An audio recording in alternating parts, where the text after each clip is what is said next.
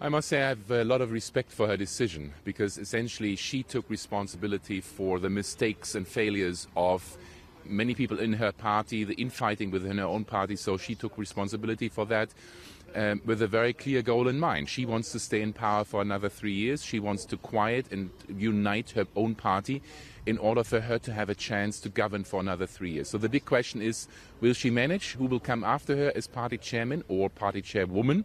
And will she be able to quiet things down and govern? So that's a big question mark.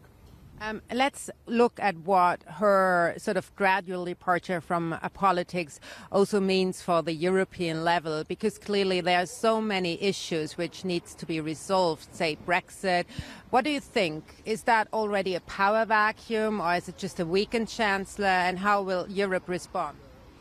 What we see in German politics is really a trend over the past few years.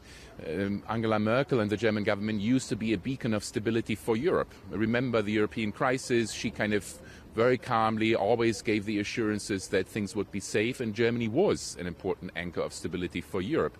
This has changed over the past few years. There has been increased infighting within her coalition government. The last elections, both big parties lost a lot of votes. She lost almost 10% in the votes in the last elections.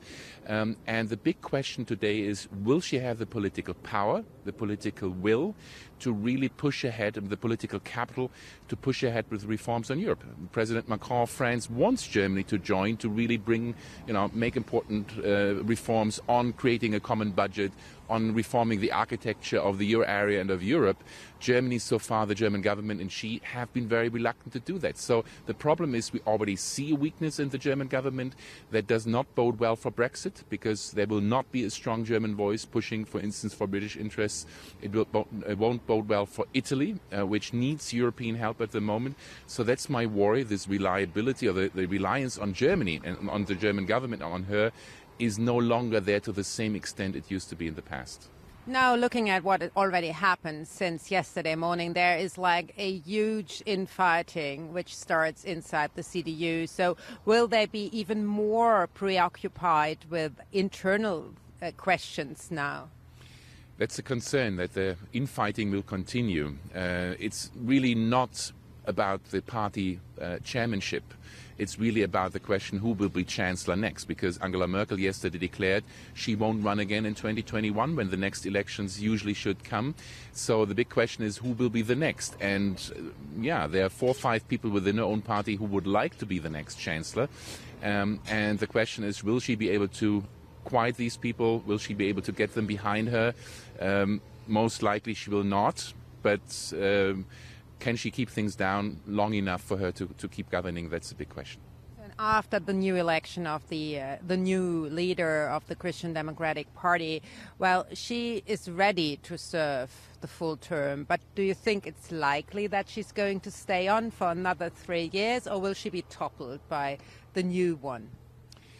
If anyone topples her, it's from within her own party, because all the governing parties have lost massively in public support. If there were new elections, they actually would not be able to form a new government, because all of them have lost so many votes that there would be new alternatives, new constellations for the government, which might make things very difficult. Most likely would have to include 4 parties rather than 3, as it currently is the case.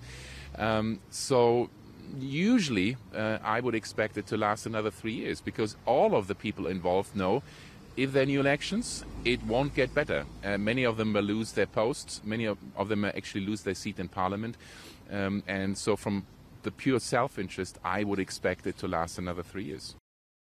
Hey everybody, it's Hadley Gamble from our new CNBC Middle East Bureau in Abu Dhabi. Thanks for stopping by. Now, to watch more, you can try one of the videos that just popped up on your screen. And don't forget to subscribe.